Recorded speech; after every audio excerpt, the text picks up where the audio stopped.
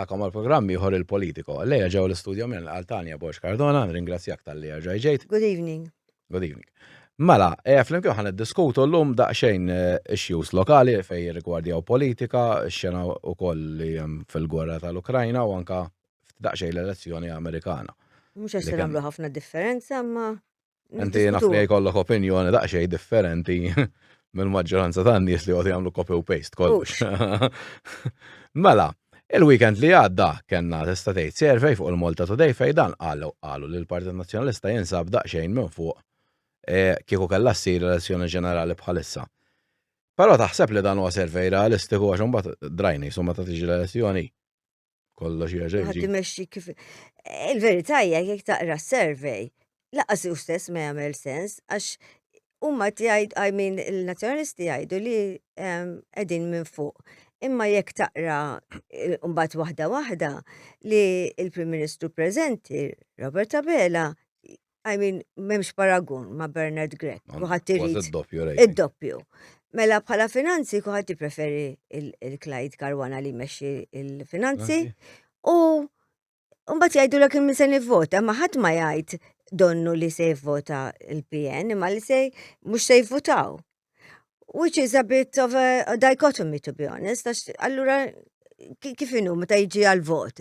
Veru mhux se nivvotaw, jew se nivvotaw għax inti trid tivvota, jiena l-papa dejjem kien jgħid li l-vot daqskemm hu dmir huwa dritt.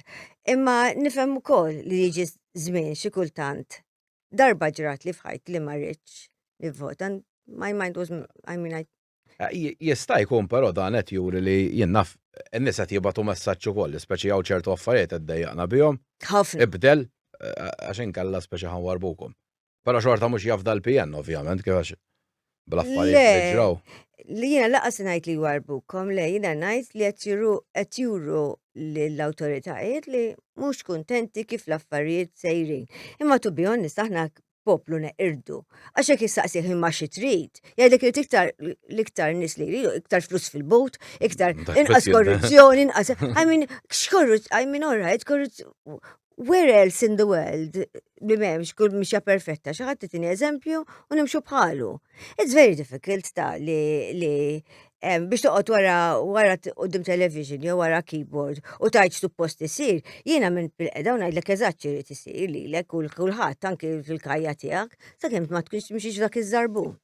U mbagħad nikkritikaw ħafna politiċi li ma niflaħiex li nikkritikaw il-politiċi kif tajt, b'xiber li m'intix ippreparat li tagħmlu int. Vodur jekk inti kont tagħmel l-istess ħaġa, le, the answer is no. Għax nikkritikawhom, imma maħniex ippreparati li nimxu b'dak ix-xiber. U ħafna mill-politiċi tagħna llum kollha less than 40 u kellha bejn 30 u bejn 35 u 50 laqas għandhom 50. Allura għall-aħħar kull ma għamilt jien. Ġibtu tajjeb ta' 30 u 50 kieku mhux hawn qiegħda flok Trump. Mhux hekk. Issa kif qegħdin daqsxejn fiż-żifna fuq di. Inti taqbel li l-MPs l-MPs għandhom ikollhom paga tajba u l-Ministri. Għax let's face it, dawn m'għandhomx paga. I think it is a crime, to be honest. Jien nara Ridikola kbira. Mela aħna rridu kollox bħall-Ewropa, għax l-Ewropa u kollox l-Ewropa rridu. Imma il-verità tal-law meta jkun il-Prim Ministru tagħna u l-Prim Ministru anyone in Europe, jew kellha l-Ministru tagħna m'għandhomx l-istess ta'. Il-Prim Ministru tal-Ingilterra għandu kważi 250,000, mhux ta' kull imkien. U aħna għandu 60,000 naħseb. U du suppost jagħmel l-istess job ta' Prim Ministru ieħor. Mela il-Ministri għandhom minn għalija vodri se jkun żbaljata. Xi 50 xi ħaġa. Mela dana suppost li jmexxi il-pajjiż. U rridu ħtajjeb u rridu ħalla ħares jagħmel fawl u ħalla ħares jagħmel xi ħaġa li mhux suppost. Mentri mbagħad financial controller ta' kumpaniji kbar minn għandu 200,000. Mhux hekk. Inti mhux li qed tieħu x'qed tagħti. Jekk inti qed intik 200,000 u tittini 200 miljun. Id-differenza ftit forsi sakemm ma nkunx realistiċi. Illum tmur mal-gaming jibdew bis-60,000. U l-Ministru li jmexxi laħat jgħid għandu nqas minnu. Le ma ħniex realistiċi aħna ma nafux nirraġunaw. Issa ftit xurilu kellna l-elezzjonijiet tal-Ewropa. U naħseb fil-verità kulħadd kien naqa' sorpriż bil-riżultat. Il-Labor għax naqqas u n-Nazzjonalisti naħseb ukoll ħasbu li d-distak kien ħajkun daqshekk żgħir, kien xi 7,000. Taħseb imma li dit trend jista' jkun li tibqa' għax jisu Fdejlu intervistajna l-level gaf hawnhekk għal xi ħaġa li tinkwitaħ li jisek tilfu l-momentum. Kien għaddej fuq momentum il-Labor li speċi jagħmel x'jagħmel kollox jisu. In-nies qed jippruvaw naħseb Malcolm, in-nies qed jippruvaw jibgħatu messaġġ.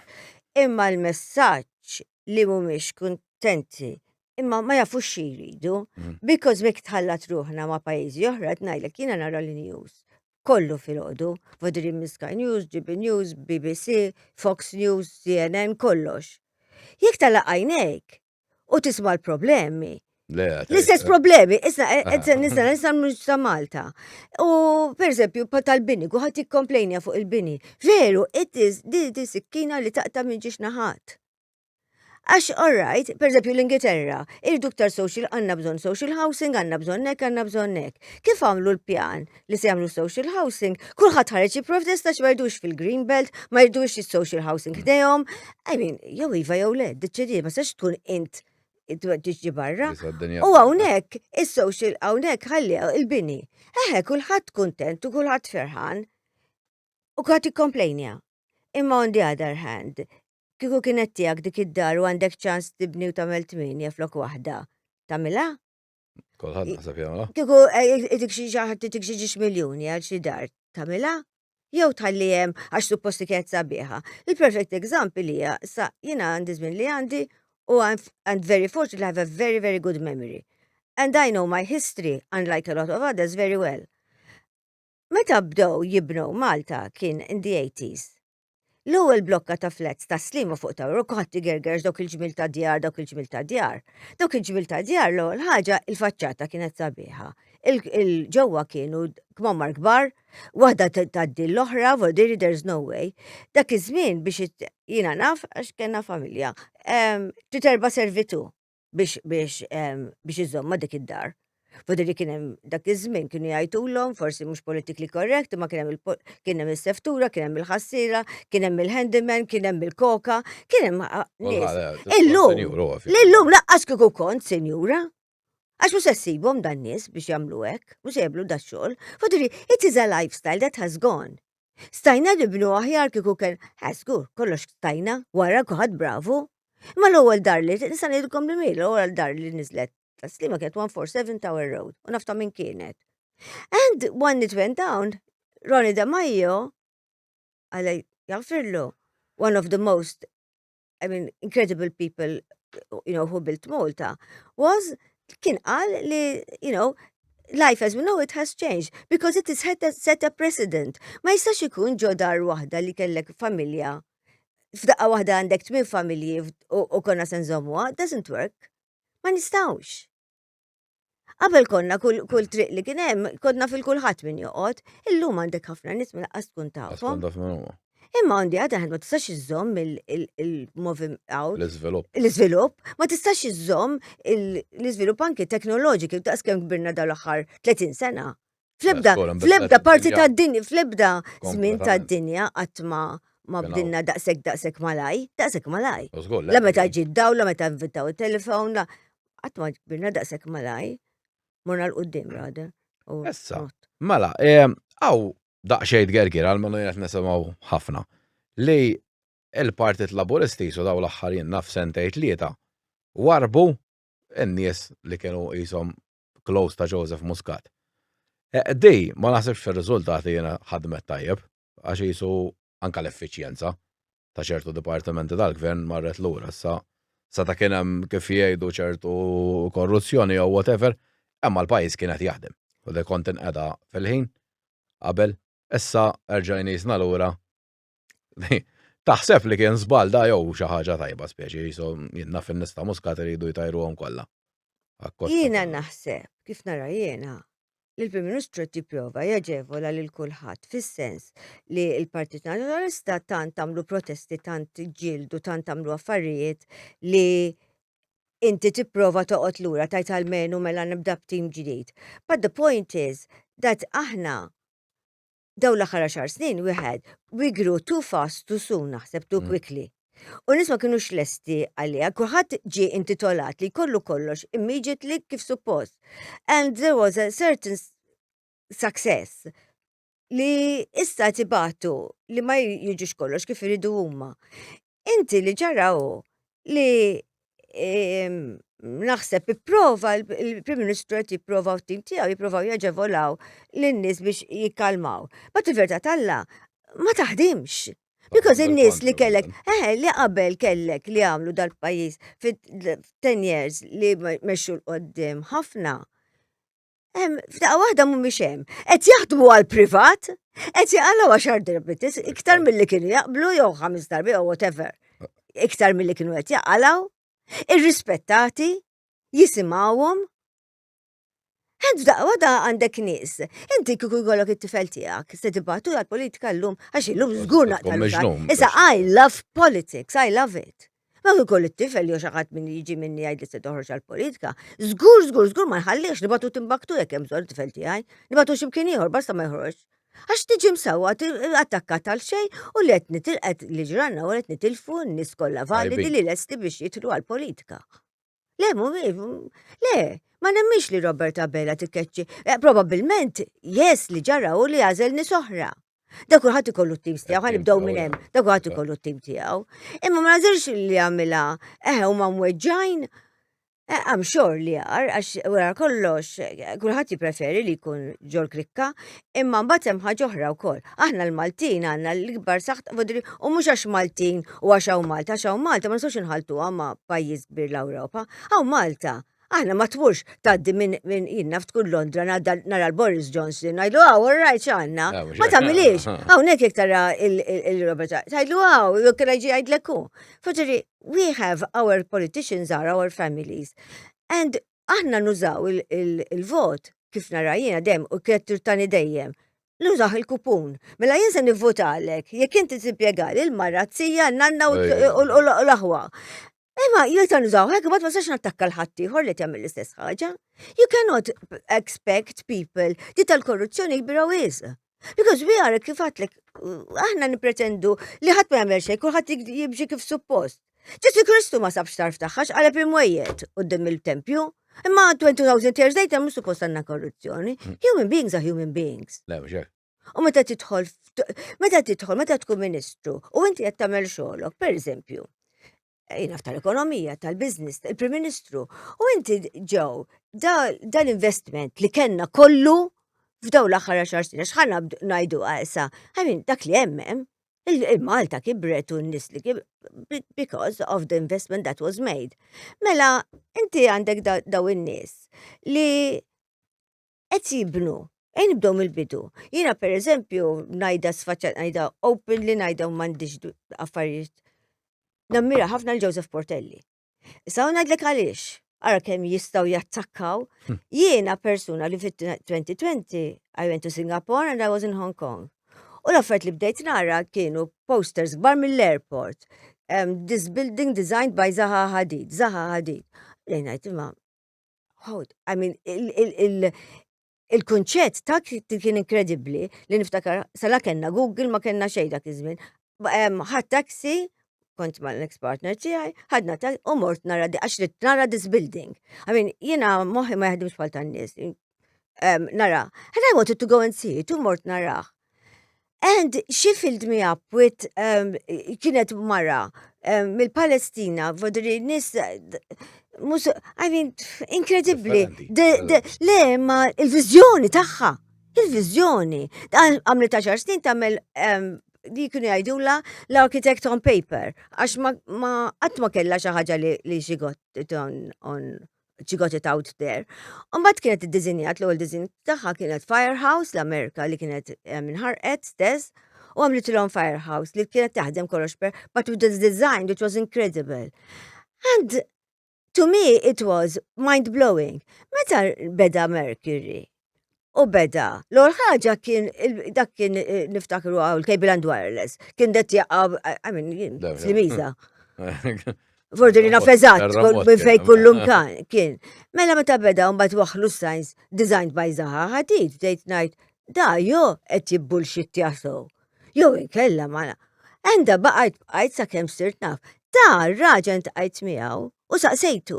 So da mhux waħda ħabiba tiegħu, intqajt miegħu biex saqsih because to me he's incredible. Kif tifel jilab in-nadur fil-futbol.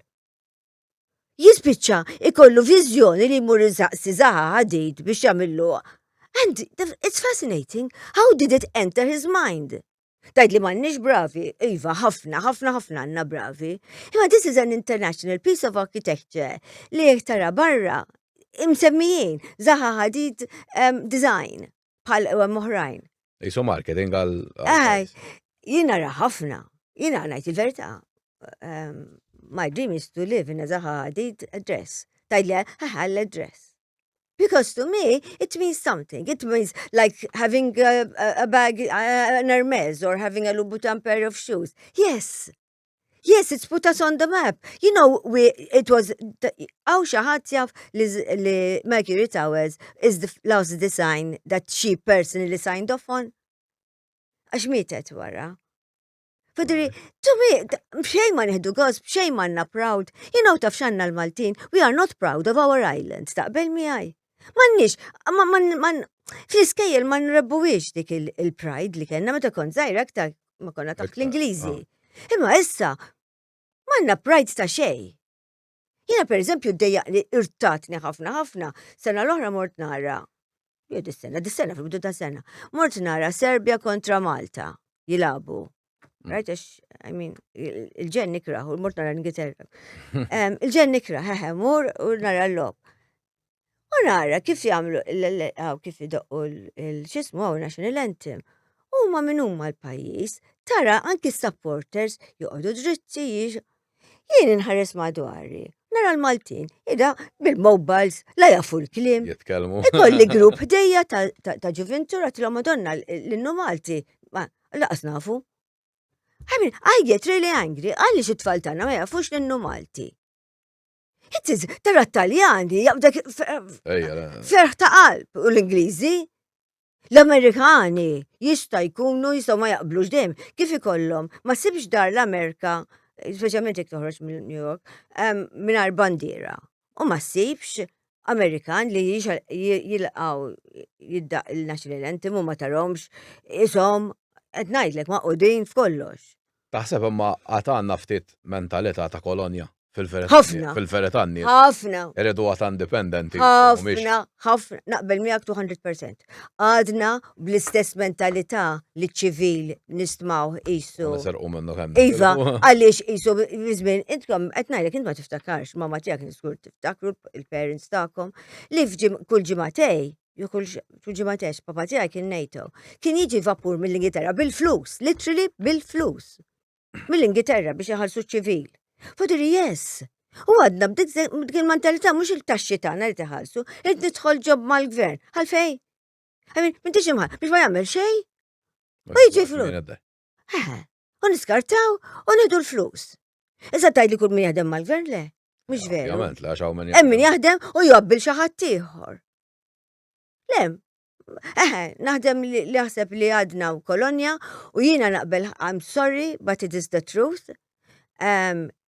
Li unfortunately jekk ikollok boss, and I'm not telling you in the private companies, jekk ikollok boss Ġermaniż li irrispettu aktar. Jien niftakar my ex-husband used to run Tolly Products, kuħat jafa, and at one time kien l-istess u kellhom Malti who used to run the shop floor. Ma ġabu Ġermaniż. L-attitudu tibda, kienu jibżaw minnu. Imma l-Malti kienu jaraw x'jagħmlu. Harry kien jismu. Biex jitalfu iktar. Biex jagħmlu l-bsaten fir-roġu u jiskartawlu u jagħmlu x'jagħmlu qatt ma sabu tarf dejjem miskin isu l-imsawwar.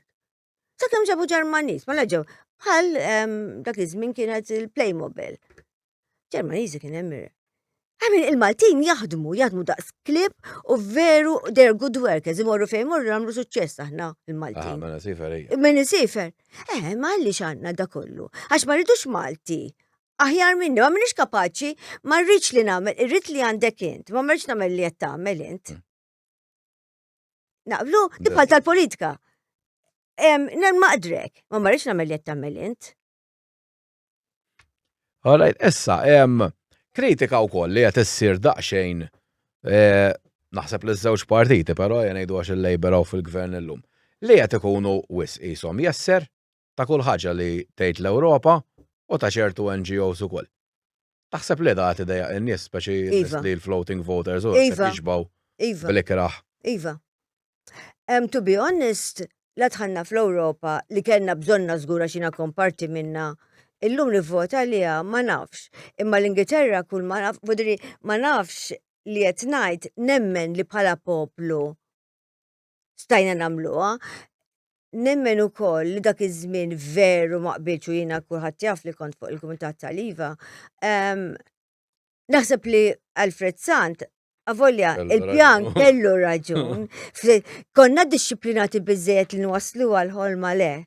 Ma konniex għax aħna konna taħt kif qed tgħid inti taħt l-Ingliżi, ma konniex biżejjed li għaddew 50 sena minn dik ġisna indipendenti imma fil-fatt kif qatt inti. Maħniex indipendenti xejn. Vodiri kellna l-ħolma, I think we need EU. And I'm also qed nara l-Ingilterra. Min mindu telqu mill-EU, Summer issa tipprova jiġi kemm jista' jkun viċin jerġa' lejn l-Ewropa. Because it didn't work as well as they thought. U mal-Amerikani ġejja problema naħseb ftit issa. Ma jista' jkun hawn nuqqas ta' leadership kbira fl-Ewropa kollha. Kollha. L-Ewropa kollha. Yes, meta tibda ħanajdlek social media ġabet Malkim. Ma nafx taqblux miegħi. Ġabet li tattakka dak li jkun tattakka ħsow. U il-verità titħallas kemm titħallas. It's not enough li inti tieħu dik il-leadership. Jekk jiena daqshekk leadership illum, imur ma' Elon Musk, my dream is jekk jiġi Elon Musk jagħmel 3 xhur qatt kemm inġibru kulħadd f'postu. Because when you have those kind of brains, you can go with people today, ma' Google, ma' Jeff Bezos, ma' Bill Gates, whatever. Tidħol politiku biex joqgħodu attakkawk, min jattakkaw billi jattakkaw Elon Musk. Biżu l-omajnom. The most powerful, who's the most powerful man in the world today? Trump? Mhux veru Elon Musk. Li qed jgħidlu. Li qed jgħidlu u jagħmel. Allura inti qod nigwieta, għad tidħol politiku, għax jiena dejjem ngħid kieku jien nidħol, I love it, I would. Imma ma rridx iġi attakkata, jiena ġejt offruta minn ġiex biex noħor. And the answer is no. Because I don't want to be attacked, u noqgħod niddefendi, u se naħdmu, jew se nimxu l-qudiem biex toqgħod tattakkani because you have nothing better to do. U attakkaw affarijiet radikoli ġieli personali. Jew kellha jattakkaw, jiena Alfredo Guido da Marco was one of my mentors. Jiena kelli kont fortunata f'ħajti kelli ħafna mentors li għalmuni ħafna f'ħajti. Guido da Marco kien wieħed minnu. Dejjem għallimna, dejjem li tattakka l-argument mhux il-persuna, għaliex baqa' daqshekk maħbub, għaliex meta miet literalment it-toroq kienu mimlijin minn fejn għaddew, għaliex l-mintof li kienu dak iż-żmien kien għadu kien baqa' jaraħ sal-aħħar sakemm it-tnejn mietu. Għaliex? Because ir-rispett dejjem argumenta. U jiena nipprova, mhux nipprova dejjem, tallimta minn dukon żgħira, li tittakka l-argument qatt il-persuna. U speċjalment iktar inqas il-familja. Le, mhux jgħiduk xi ħaġa li. U jattakkaw it-tfal, jiena vordiri, milli għaddu. I mean, it's horrible. It's horrible, jattakkaw it-tfal li morru l-iskola kienu għadhom żgħar, u ftakar aħna l-politiċi tagħna illum huma żgħar, vodi għandhom tfal żgħar. It-tfal li morru l-iskola. Ara fiex jifmu x'qed jagħmel id-daddy I mean, it's horrible. Le, ġejna sitwazzjoni naqra redikola. Issa, taħseb li Joseph Muscat fadallu x'joffri l-pajjiż inti jew le? Naf li. Mistoqsija daqsxejn. Forsi fil-politika ħafna jixtiequh lura. Għaw ħarajn ma jridux jaraw bajnejhom, imma. Dikka dejjem opinjoni. Jiena l-ewwel ħaġa I am very objective and very pragmatic. Ħafna oġġettiva, vordiri anke meta kienu qaluli li t-tifel wasal biex I go very objective what can be done. Issa, kollox kull ma għamel Joseph Muscat u t-tim tiegħu tajjeb, le.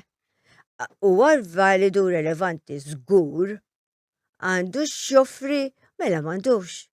Ħanna persuna bħal dak ġol Island tagħna aw ġol pajjiż tagħna li ħanajdlek jiena 2 weeks ago aw xarilu ġejt mistiedna ma ġiex persuni li jmexxu hotels kbar tad-dinja għandhom biex ma noqgħodx insemmi l-hotel, għandhom bejs hawn Malta, għandhom hotels hawn Malta. U staqgħet magħhom kienet kombinazzjoni and very relevant people. U daw ikollhom teams, ikollhom what's the word, online jagħmluhom talks bejnietom u headbanging sessions. U għaddhom it-talks kienet da għalli I loved your ex-prime minister and his talks, and it was amazing. U għal-moment għatlu my prime minister, għatlu how did you, għatlu you met him? Għalli no, Joseph Muscat I'm talking about. Għatlu really? Għalli it was, dawn mid-dinja kolla. Għalli what his arguments and his logic and his, għalli was incredible. Hina raj jisem maqdar il-xaħat li huwa daqseg validu ma daw in-nies. ħaġa nemmen ħafna.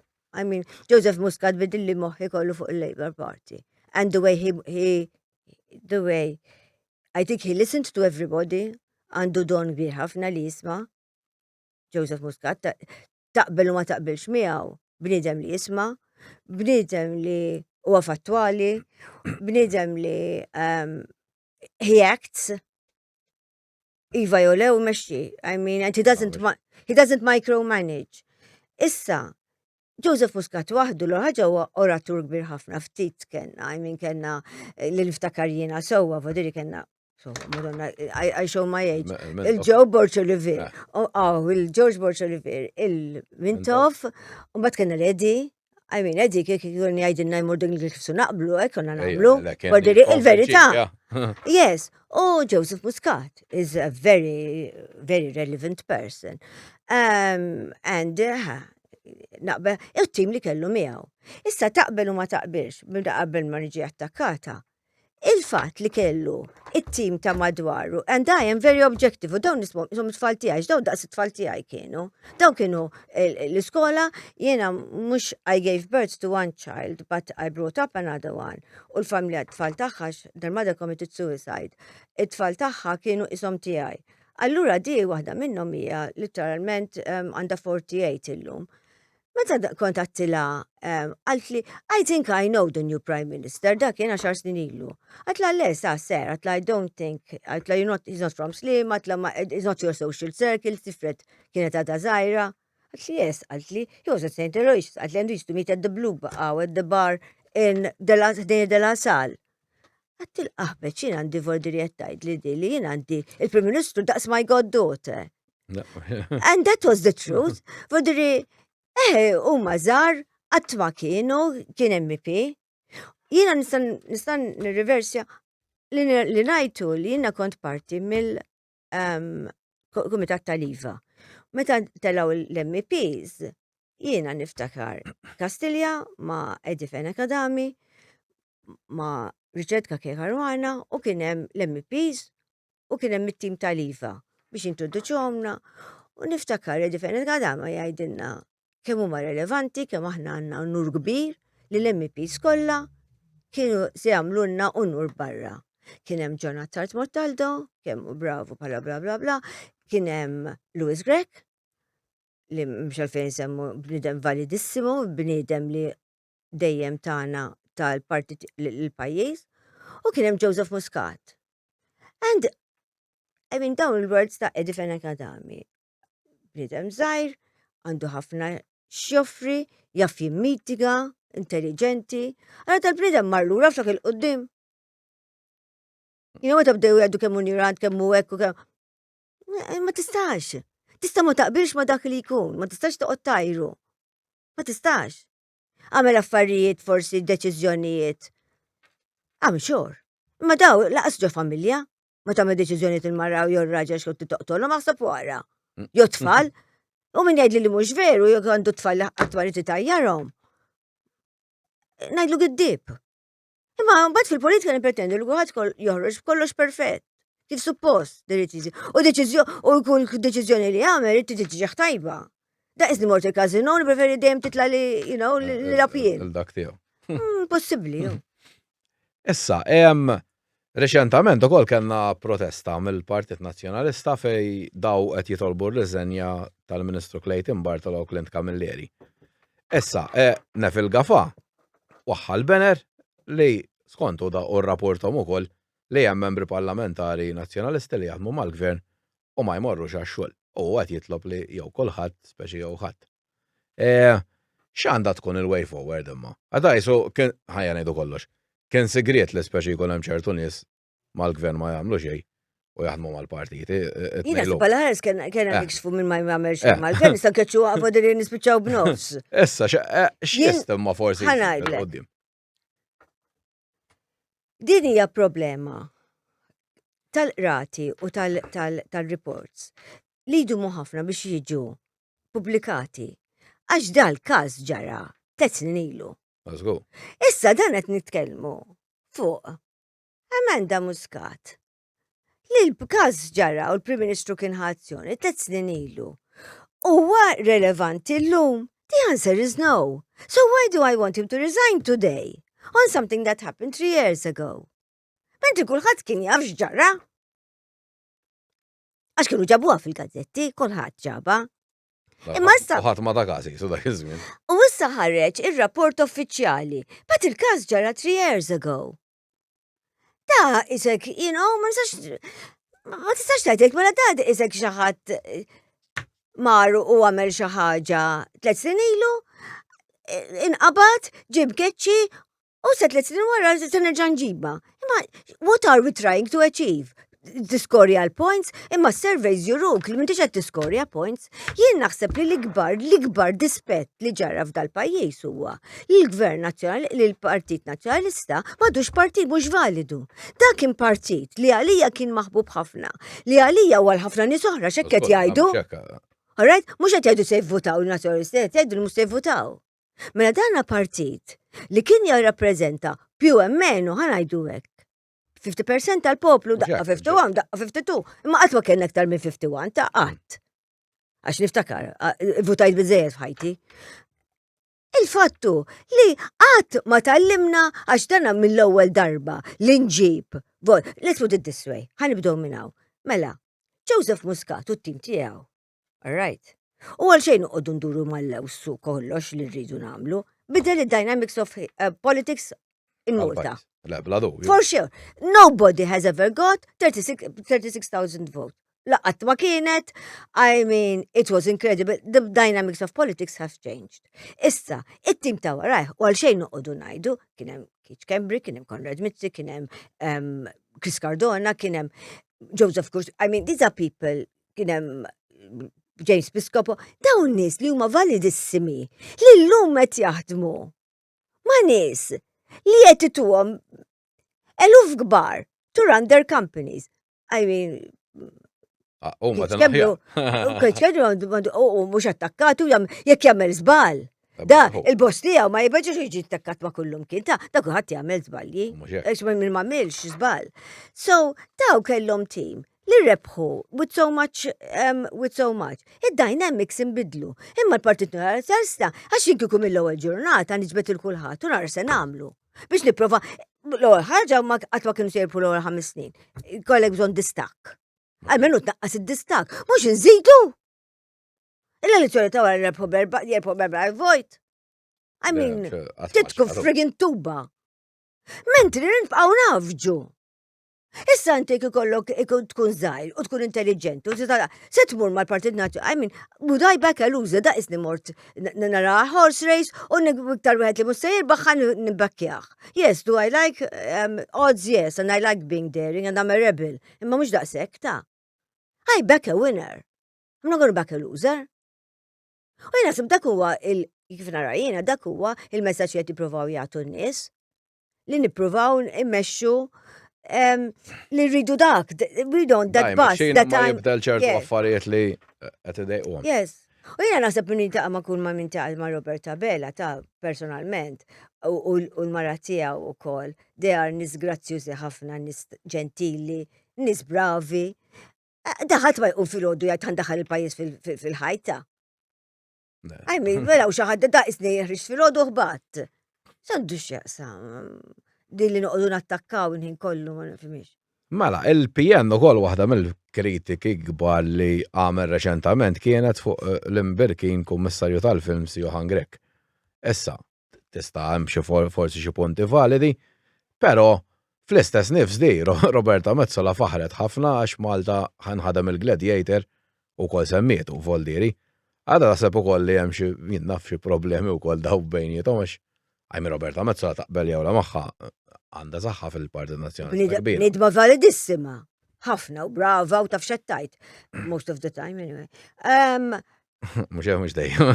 Li nara jiena ta' Johan Grek l-ewwel ħaġa ma naqbel xej. I think what he's done is incredible. I think what he's done is incredible. I mean, he's put us on the map, kombinazzjoni il-biraħ. On Monday kien hemm discussion, on Sunday kien hemm discussion fuq Sky News fuq il-films li ħarġu dis-sena, waħda minnhom kienet il-Gladiator. And it was qabadni l-bard beda jġib u beda jgħid kemm hu professjonali u jsaqsi l-atturi. U kulħadd jgħidlek living in Malta, being in Malta is a buzz, it's amazing, we love it, for the ridana, I mean, it is a fact. U bat jgħamlu, għax nafaq ġiex miljoni ma nafx kemm biex jgħamil l-part. Jiena mort l-awards, qed ngħidlek it was so professional. Jiena 10 years ago, I met somebody in Malta. It was a very funny situation. Saħat sidinni għal-rap party, kien hawn party, ma kienx hemm Johan Grek. U għas kienu Labour naħseb għadha. U għattilhom, what the fuck is a rap party? Rap party. Għallu li anyway, morna party kienet spiċċa film. U ntqajt ma' location manager li kien sa dal-film. Għad soġil nasu kulħadd sar. Jimma tantx nixrob imma a lot of people drank. U kulħadd. Lada kelli meeting Ministeru Palazzo Ferrarija ħirġa u nitaqa' ma' daw kienu kellhom meeting mal-Ministri. And he had invited me, dal-persuna, to go to LA to the Oscar Awards.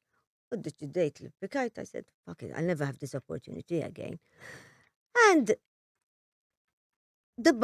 what there is amazing. But then we have Malta. Qed ngħidara biex nagħmilha komparabli. Mela u Malta kenna daw fawis kenna l-awards Manuel Island. They were incredible, delighting, il-veduta, kienet sħana tal-ġen. Imma it wasn't the weather. Kif kien għamlu l-stage biex jek iġidlam tara across Manuel Island. Budri, inti tnaħħi d-dwar minn wara l-stage, l-screen. And it is hard trending. U kollox kien so professional, so well done, allura inti trid tilab mal-kbar, biċċiċri, ma tistax. Ma tistax jinsa nagħmel party, jekk illum tagħmel party d-dar, jekk illum tagħmel tiċ ta' u jiswilek mit-telf. Allora se nagħmlu xi ħaġa hekk, nġibu l-barranin u jiswilna xiex. Dejjem ingergru. Issa, fuq il-film ukoll għax hemm bat li informazzjoni ma tat-Times kienu rrapportaw, ovvjament it-Times. Kompli.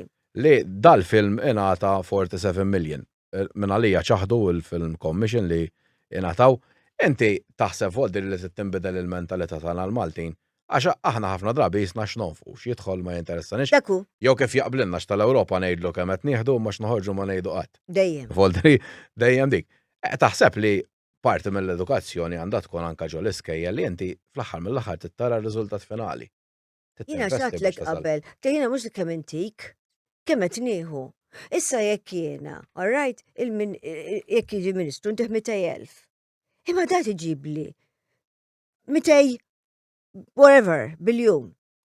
Sina se ma qdarx tajtu 200,000. Tajsu kumpanija kbir, ma nistax insemmihom, ma sa ngħidilkom jien. There is a financial controller who controls Malta and għandhom hotels barra minn Malta wkoll. U jikkontrolla l-regional. Għandu 225,000 Malti. Għandu private jet, mux għandu private jet, vodrijat, Juża. għax biex ma jħallux ħiniet. Alright, għamil xafanjalik il-perks, u fej joqot, u fej joqot, mhux vodri meta jsifer. Imma kieku l-Ministru tagħna nġibuh fil-gazzetti, imma għaliex? Għaliex daqshekk? Naħsbu li huma inqas. I mean, illum, mux għalfejn għajdlek jien. Il-Ministru li kellna qabel, kolla, and they are well, diki li toffendini, they are well respected abroad. They are well respected. Vodri il-barrani u nis li ma min jitħaltuwa. U ma min jintaqaw. U jekk inti tkun taf, ħat tifaħħarhom, ħat bħajt kem kien tkun tuba dak, kem kien ignorant, kem mhux validu.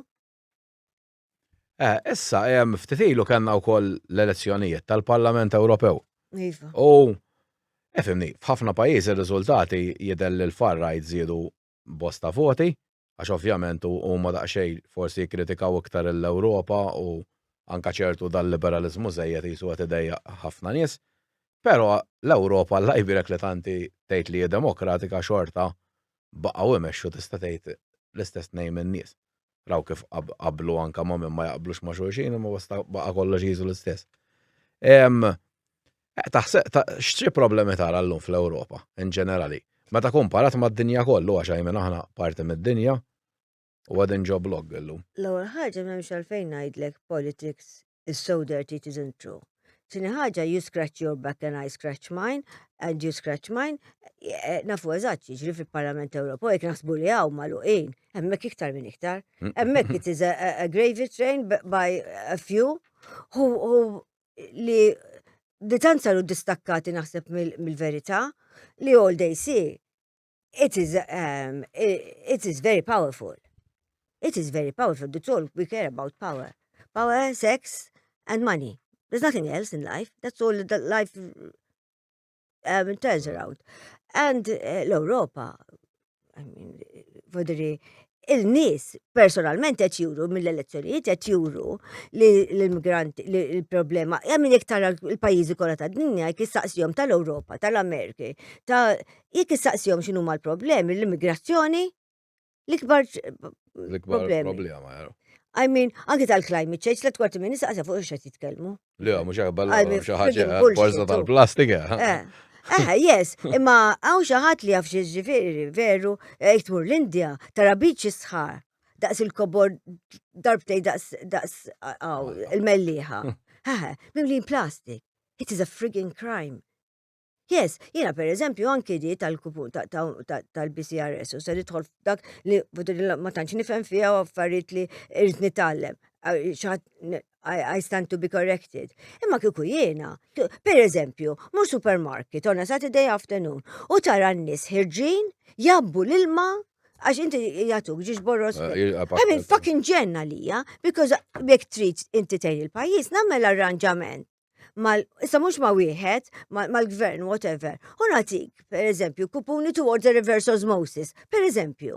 Ma nafx kif taħdem eżatt, kif tiġi taħdem.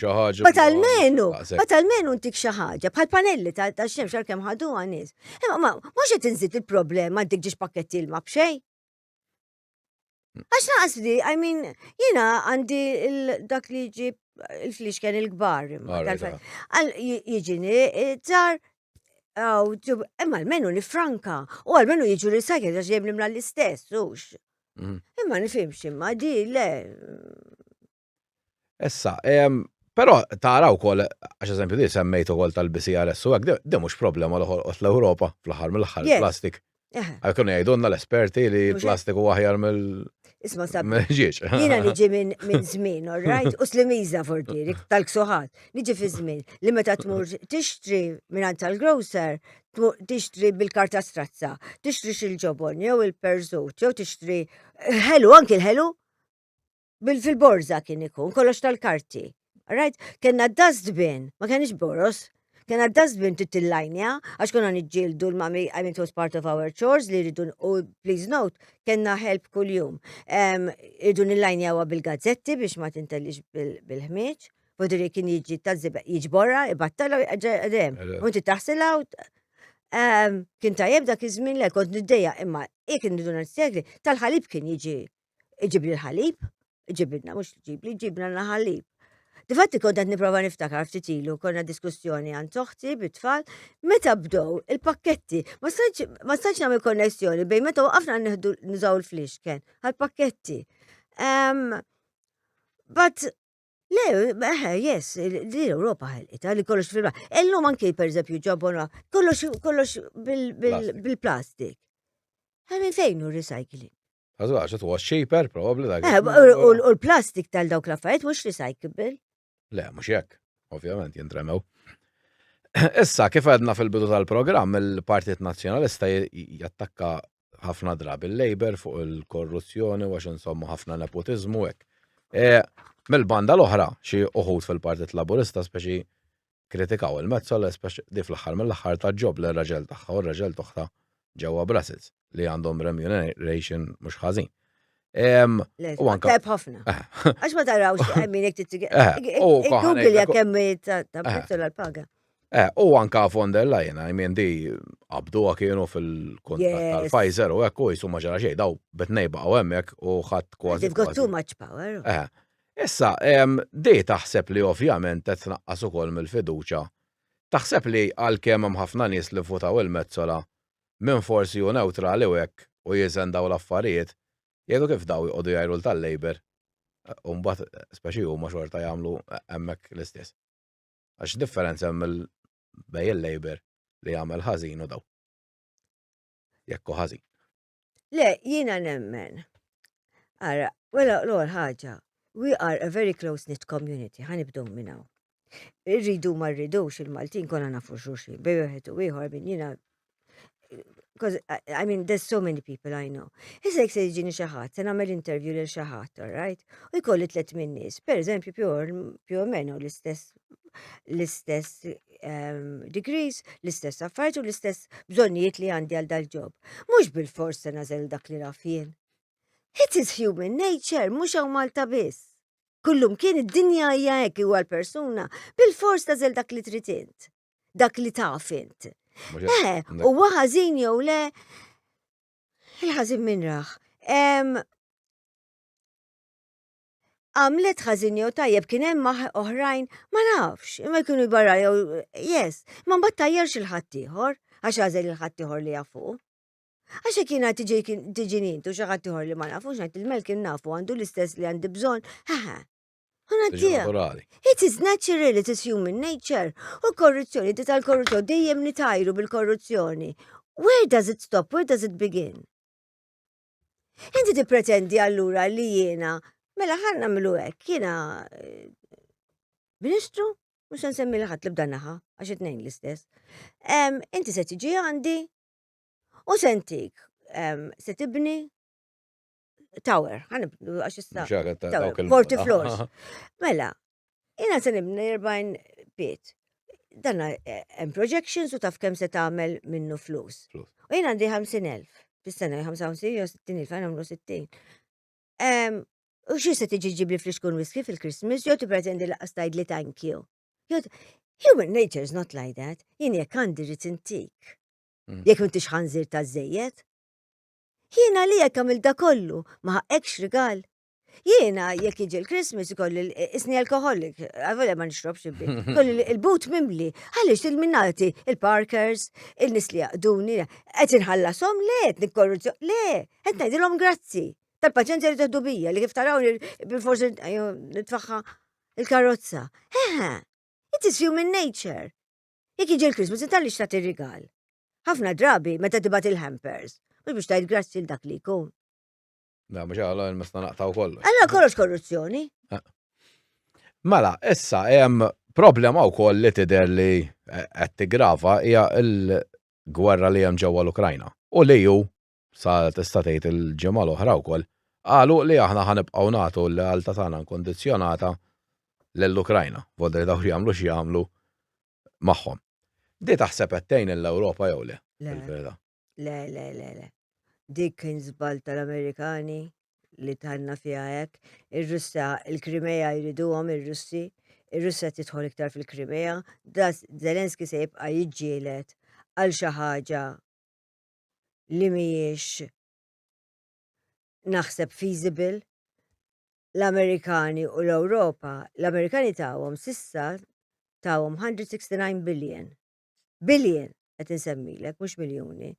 U l-Ingilterra tagħthom 49 billion waħedha. U l-Ewropa m'għandix idea, ma we're close to America. Meta jom dal biljuni kollha, and what are we receiving? L-Amerika qed jieħdu lura l-armi l-affarijiet qed ibiħħu. Right? L-Ingliżi ftit mhux daqs l-Amerika imma l-Ewropa x'qed nagħmlu da? I mean, eżatt ċet nġibu lura biex Zelensky jmur film star qed jistħajlu. Naqbel ma' Putin iżgur li le. Imma Zelensky di bissa qalet qudqaw poġġew mal-mejda fl-ewwel ġimgħa. Mhux qal da bl-arja kollha 3 xhur u miċ-ċar wara għadna d-dejjin. 3 xhur, in 3 months we've had it gone, sorted, u mhux hekk kollha sorted, mela dana l-ewwel ħaġa fi gwerra there are no winners, only losers. You know, kemm minnaħa waħda qed titlef tifel, minnaħa l-oħra titlef tifel ukoll. For this is fil-gwerra da bħal divorz, b'hemmx rebbieħa, kulħadd tellif. U le, issa dibatu iktar tfal, dibatu tfal biex jiġġieldu xulxin, għax daw tfal kollha tfal. Le, mhux hekk. Għara keċentra. L-Amerikani, il-Russa, daw li kirridu kiku ranġaw fuq il-Krimea u d-Donsk. Li ma jridux ikunu mal-Ukranja, anyway. Ma jridux, they want to be in Russia. Għalli, I mean, let's divide it. Mela, we are a united world. Ora, and yet on the other hand, ma namlu xek. Minna ħal-oħra il-Russa, il-Russi ma' ċajna. U mal-India, I mean, ħatmu superpower, I mean, superpower beyond l-Amerika. Żgur, le, mhux iċ-Ċajna l-Indja u r-Russa, u r-Russi. U l-iktar titol fl-Iran, fil-qafas. U l-Iran daw tantu ma estremisti. Li da mhux ir-red button jafas u jitlaq lem. Le, mhux hekk għandhom miljuni ta' nies ukoll warahom għall-Ewropa dying population. Issa, xi ħaġa fl-Ewropa wkoll inti kont ħdimt biex nidħlu fl-Ewropa, però issa hawn min qed jargumenta u naħseb jien għandhom raġun li qed jindaħlu letteralment f'kollox. Daw anke jridu lis-sussidji li qed jagħti il-gvern tad-dawlu l-ilma jieqfu. Issa jekk jieqfu dawk ħajerġgħu għala kollox hawn Malta niġu inqas kompetittivi, eċċetera. Taħseb li huwa għandha tindaħal anke f'dak il-livell. Kif jiġi rranjat pajjiż. L-ewwel ħaġa, I mean, what can they do? Sumi. Kif najtin ċertu affarijiet sumi. Issa nibdow. Le, li ndaħal di bħal tal-abort allura. Ma tistax tindaħal f'ħaġa u mhux f'oħra, jew kellha mhux dik u fuq dik. Ma tistax. Kull ċertu affarijiet hemm affarijiet li kull pajjiż jieħu ħsibu. Aħna pajjiż żgħir, il-gvern tagħna ddeċida li jissussidja l-elettriku u l-ilma and that is the law. Li ġarraw di bħal tal-gaming u tal-15%, tal-5%. Issa, il-fattu li għarkem aħna lajna minn nis li ġew, minn nis li investow, mill-kiri, mill-xtara. Issa, l-Europa, Finland specialment, were very, very angry about this. And it is a fact li maħadux gost bija, maħadux gost, and it is a bit of jealousy. That I can do it, I'm bigger, u daw sabotar fidu rumana, u ma sabiex, issa di tal-gaming kienet bdiet before the 2013. John Daly. John Daly. And John Daly kien, he had, kif tajt, performed it to a fine art, għax kif ġaba u kif beda jamila, l-għol kienu favur. U bad baqa jissostni li mux se jċedi fuqa, and it was one thing li ma ċedowx. So, it was quite an amazing feat on that respect. Imma as I said, jekk allura m'għandhomx raġun fuq is-sussidju. Għandhom raġun fuq, allura kif se nżommu l-abort ukoll, għax m'għandhom raġun fuq xejn.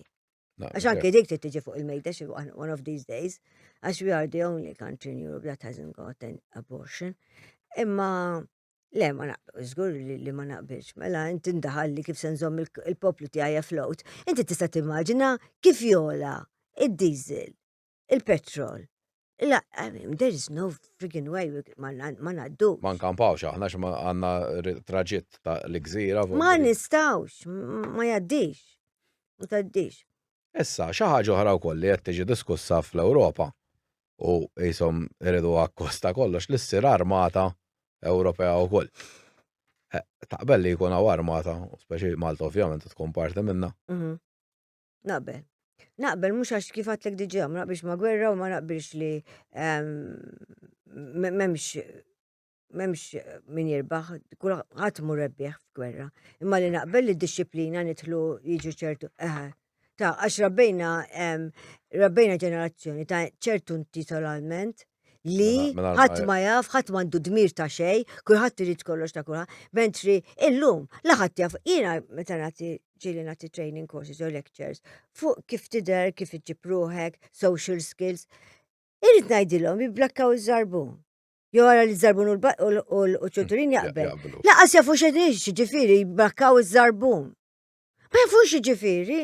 Li tilbes żarbun masut għal ċertu affarijiet u ma tilbis sneaker, I mean, all right, illum moda, but ma importax. Imma jksejr l-offiċu, sejr fuq an official, jew kera kont irid imur Brussels. Imma Brussels tkun taf kif tilbes u tiġib ruħek. Mhux billi sejjer Brussels. Laqas jafu jużaw furketta u sikkina. Kwati jkoll qudiem it-television jew qudiem laptop jew qudiem mobile. Għandna bżonna d-disciplina u l-kulħadd nibat kieku jien. Suppost għandna l-liva bħal Switzerland, kull u sentej ħadd kemm tiġi f'postu. Almenu titgħallem kif titbuttuna. Jien mhux qed ngħidlek tmur tgħid ta' imma da ħadd ma jaf jagħmel xejn. Le ġiet talbisa xejn. Prattikament ma. Naqbel. Issa hemm ftit ġimgħat ilu wkoll kellna l-elezzjonijiet ġewwa l-Amerika. U Trump reġa' rebaħ din id-darba. Issa għalfejn taħseb li rebaħ? Għalkemm kellu l-medja da kollha kontrih, l-Ewropa kontrih, kollox kontrih kellu, però finalment rebaħ u rebaħ bil-kbir. L-ewwel ħaġa jiena fan ta' Trump, dejjem kont u jien ħafna tra Trump. Secondly, dak kif kont qed ngħidlek, it was very obvious he was going to win, to me. Imma jiena għajtatlek oġġettiva ħafna. Jista' jkun li Elon Musk, xi ħadd bħal Elon Musk, who is the wealthiest man in the planet. And yet an argumenta miegħu qed jibbekkja l-Trump. Mhux qed taraw li qed jara xi ħaġa li mhux qed jarawha huma u min ibbekkjah bil-medja kontra tiegħu. In-nies obviously qed juru x'iridu. Ma jridux din massazzjoni kbira ta' immigranti. U di tal-immigrazzjoni, pereżempju hu l-Afrika. L-Afrika għanna natuhom flus il-ma ġoffi. Bebi tkun zaħira jien. Jien, 60 sena ilu konna niġbru. Għatfall Afrikan to adopt a baby, to bring up, kienu sixpence. Għalleċ 60 sena għana għadna namlu l-istess ħagġa, xadna natu l-flus l-Afrika. Għandhom minerali u affarijiet iktar mill-li għandhom l-Europa. Għandiet, għajan naħorġu għom kolla, jiġu kolla l-Europa, u marru għam maħna. Namlu għali aħna. Għax, għurħat t-ċuri li taħti l-istess messaċ. Ma jriċ di l-immigrazzjoni kolla. And cultures, whatever anybody tells me ta', cultures don't mix.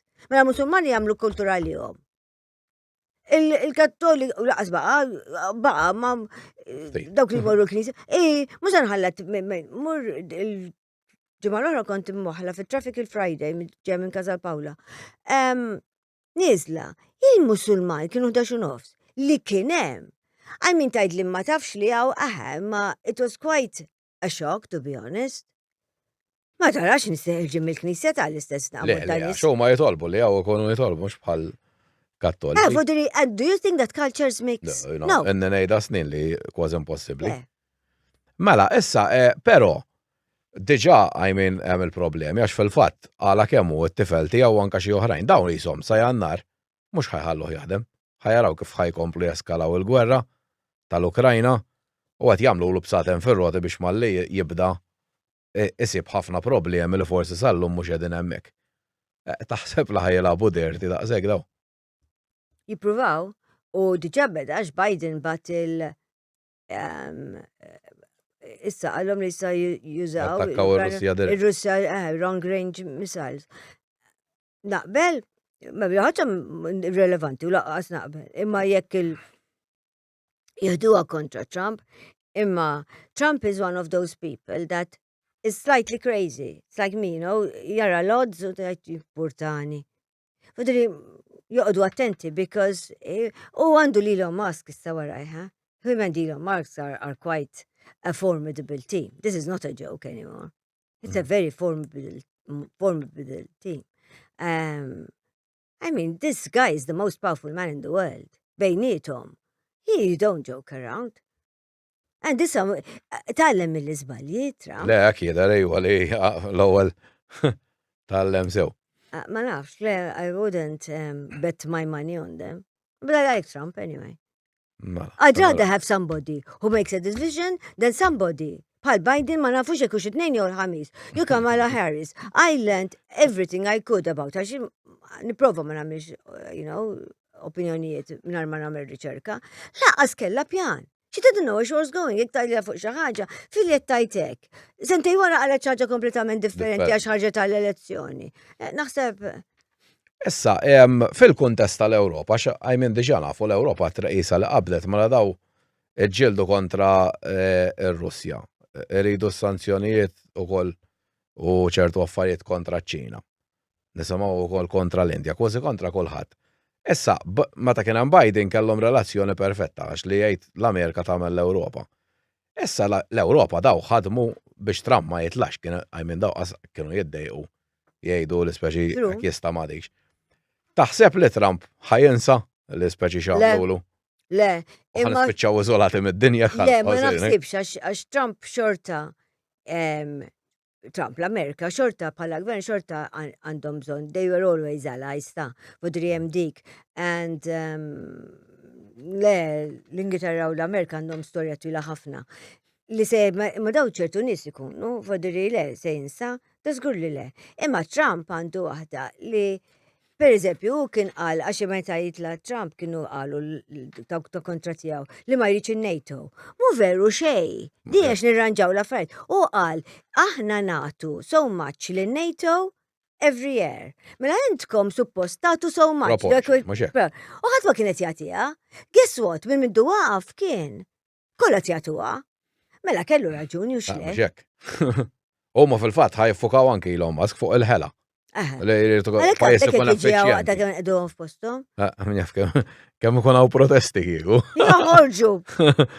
Issa kif qallhom m'għandux bżonn awards, I don't need money, I don't need awards and I don't need recognition.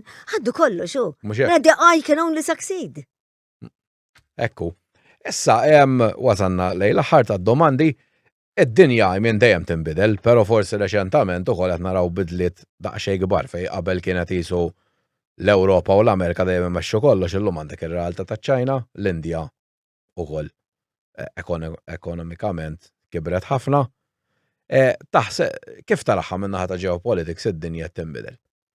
U x'rowl ħajkonna aħna bħala Ewropa għax naħseb il-poter li kellna qed imajna. Il-poter li kellna spiċċa ciao bye bye. The next 10 years we'll see India contesting highly with China. India għandhom iktar growth mill-China. Għandhom more economic growth than China. Għandhom biljuni ta' nies li kbar 6.7 billion vordiri. 1.6 billion of people vordiri. I mean, it's collateral damage. Għandhom xużaw u l-ekonomija kollox birħas kollox bħal China. I mean, jina naħseb that the force to be reckoned with will be China. Ġeja daqxej bej China u Taiwan within the next few years. Will it be? Yes, but in the north of India, diġa diħlin China. Imma l-India will be a force to be reckoned with. L-India, China, and also anki Japan muqat lura fej qabel it was a resounding force. So saying that Russia li tiġi strong by default. Mhux hekk għax għandha risorsi naturali titbih Għax di bħal tal-gas u bħal tal-ġeopolitika. Għara, ta' nibdow minn mela. Mela aħna l-Europa waqfet tieħu il-gas. Mela nixtru minn Saudi, mela minn Qatar jew Saudi, jew Abu Dhabi. Mela ma nafx minn. Għamlu kol mill-Azerbajġan. Mill-Azerbajġan. L-Azerbajġan. Mela nistana mill-brackets, tiftakar kemm għajjarni il-gvern ta' Joseph Muscat għax kienu marru mal-arġan. Faddu li kellhom raġuna 7 snin ilu. Mela issa tnajru, ma xed nixtru kollha minn għandhom. Mela qed jixtru minn Qatar, iktar milli kienu jixtru bl-iktar flus milli kienu xru għal-Russa, u Russi qed jifornu l-Abu. I mean, hello. Qed inħallsu iktar, għax l-Ewropej deċidew jippikaw. Minflok inħarsu lejha fejn se mmorru, b'dimi fejn se nġibuh minn hawn u da se jixtri minn hawn. Le, ħanamlu hekk. Ħanidru. U fil-fat l-industrija tal-Ewropa, il-Ġermanja ra kemm sejra lura. Il-Ġermanja. Fodi anka l-car industry. Di bħal tal-car industry. U mhux veru ta' di tal-car tal-electric car. Il-Ġermanja edha, I mean, the worst that it's ever been since the war. I mean, ara fiex ġejna. Biex jimpekaw da kollu. Biex jimpekaw. Iridna pajjiż għalfej biex nisapportaw l-Ukranja biex, I mean, fucking ġen. Propoġawhom fuq mejda u ħabtu l-om rasu fl-imkien, kif għana n-numru ta' konna tfal. ħanna ġevolawhom u nuħdu sides. You don't take sides in world politics. There's too much to lose either way. Mek li nara. And India is going to be... Inti semmejt l-Indija, ċajna u hekk, però Volteri inti jinkwitak li bħala Ewropa kważi għatem da minn jisu kważi jaħseb li jista' jagħmel xi forma ta' bullying fuqhom daw. Speċi intom bżonn li jenna u dik, naħseb. Għana għadlek, the advantage of age is that, I never worried, jowna me xaħġa, worry is a useless waste of emotions. It takes away from yesterday, il-bira għadda maġiex, u l-lum għandi. So, I don't worry, no. Le, China, li l-Europa jasbu, jew l-Amerika li għandhom xiexa over China, għandhom zbal kbir l-Europa. L-Amerika tħaqqa mal China and their boat isna ġiġ bullies imma 2 bullies fil-playground. 2 għanna xnitilfu. Noqodu namluwa tal-bravi u dim il-kulħat, isna ġiġ klip nimbħu. Imma kif narajjen, I mean, nix xi mask imma I think Europe will become more and more irrelevant. Ħaġa bl-immigranti li tikonna u bil-flus li qed noħorġu, mhux qed indaħlu biżejjed kemm qed noħorġu. And that is the world over. Għax di bħala u Malta. Does anybody really care li għandna għaw xi ħadd jimpurtaħ li għandna 10 billion dejn? Ma iktar l-Ewropa kollha għandna nagħtu. U din ħaġa li ma nifhimx għax eżatik minnix mask imma eżatt kif se jitħassu, how are they going to wipe them out? Everybody's going to wipe out each other. Għax daw il-biljuni kollha, kulħadd għandu jagħti, għax m'hawnx pajjiż fl-Ewropa li m'għandux jagħti. Le, mhux hekk. Allura għax id-deficit u mhux deficit, naħseb il-raġel fit-triq veru jifhem. Eżatt 10 billion, 2 billion u xor. Kont jgħid għax it-tfal, I mean, everything the world will sort itself out. Issa mela, wasanna l-aħħar domanda, inti x'taħseb li f'pajjiżna għandu jsir fil-futur qarib biex neħdu spent oħra l-qoddim u jisu ċertu affarijiet li naħseb iridu fil-velet ranġaw ta' management speċjalment. Ma nistax erġajni jisna morna jenna f'triq ta' l-aħħas id-darbiet. That is incredible. It is something that I refuse to accept. I refuse to accept. Mux dak biss, per eżempju, nista' semmilek ġiex torroq ta' St. Andrews il-ġdida li sejra għal St. Andrews minn Madlina għal St. Andrews. U ta' Slima Road li sejra minn San Ġwan għal ta' Slima. Incredibly. Ġdida, jaqalawa, u ma mbagħad jagħmlu t-tarma kuma jaqbil u ma mhux even u ma jaqbilx li biex jitase. Imma għalli xana naċċettaw, niblejmi għall-Ministru le. Mela l-Ministru suppost imur bil-clipboard jara ma triq sar. Mela supervisors ma jarawx da. Min suppost qed jiċċekkjahom. Minsu, le, it's not acceptable. Mhux aċċettabbli. Le, management jien kiku jien, sfittja dak iż-żmien li qed Ministru, mela l-Ministru qiegħed hemm hawn ħafna pajjiżi hekk għax irriċerkajta. Il-Ministru qiegħed hemm, vodi inti the buck stops here, jiena l-Ministru pereżempju tal-mwejjed. Imma jien mhux vodi li nagħmel, jiena nġib xi ħadd jekk kienu hemm bżonn. Jiena fil-Ġermaniżi tajbin fit-torroq minn ġib Ġermaniż. L-Ingliżi tajbin, l-Italjan jemmel fis-sir imma xi ITS. And forget this u l-oħrajn jiġu. people li m'għandhomx personali, ma jistax imur dan għandu jħabbatlu l-bib jgħidlu spa jħabba ta' Melkim, jħabba ta' Tanja. Ma nasirx. Allura nġib, jiena nemmen li somebody out of the business, jew ikella, Maltin validissimi. Ma jiena t-tifel ta' mhux hekk. xaħat se jmur mal-gvern. Jew b'xi bit-telf. Fil-fatt li attenti jekk mhux sejjer żball minn għalija u kien hawn naqra kritika wkoll, però mbagħad fl-aħħar mill-aħħar ir-riżulta li kienu mhux ħażin. Meta minna l-flyovers li għal Malta kienet xi ħaġa kbira, dak kienu ġabu kumpaniji mit-Turkija. Biex jaħdmu. U għamluha design. U mxejna. U mxejna. U Malta bankina. U kemm ikkomplejnja, u kemm rabtu ma' s-siġar tar-rabat. Kuħadd nisa, kuħadd tadda, kuħadd jużomu. Ħadd se jgħid ħalli take the scenic route. U kemm saru malaj. F'3 snin, 3 snin u nofs, 4 snin sar. Kważi bankina tiddum daqs flyover. Għamilna iktar mill-li għamilna, din ma sax nifhem jien. Jek ma kellu xej, Ministru Borġ, kellu, jek kien hemm se jasal, u ħatmu se jqodlu fin-nofs. Se naslu da kull pjan, ekkadna li se nagħmlu, issa ma taqbilx affarijiet tiegħu. Podri inti temmen li għandna jkollna politiċi li fl-aħħar mill-aħħar hekk hemm xi ħaġa tidissi. Yes. Għax issa tnibżgħu. Yes. Le, issa l-ikbar problema hija I'll say it very openly. Iktar nibżaw kull ministru u għandhom raġun għax ma rridx ikun hemm jien dak il-post. Imma iktar nibżaw li niġi kritikati mir-Repubblika jew Shift, jew Malta Today, jew Loving Malta, jew Times, milli ħanamel tajjeb, ħanamel hekk. Milli qegħdin niġi kritikat. Ħara ma nagħmel xejn. Ħara ma nagħmlu xejn għax garanza niġu kritikati. Min ma jagħmel xejn ma jiġix kritikat Ok, mela Tanja, nirringrazzjak ħafna tal-informazzjoni li tajtna dejjem kienet interessanti. Bħal dik u jekk Alla jrid jerġa' jkollna fil-futur. Meta trid. Nerġgħu nintaw. Nirringrazzjakom tal-li kontu magħna llejlu ħeġġixkom tkunu magħna l-ġimgħa d-dieħla wkoll. Grazzi ħafna.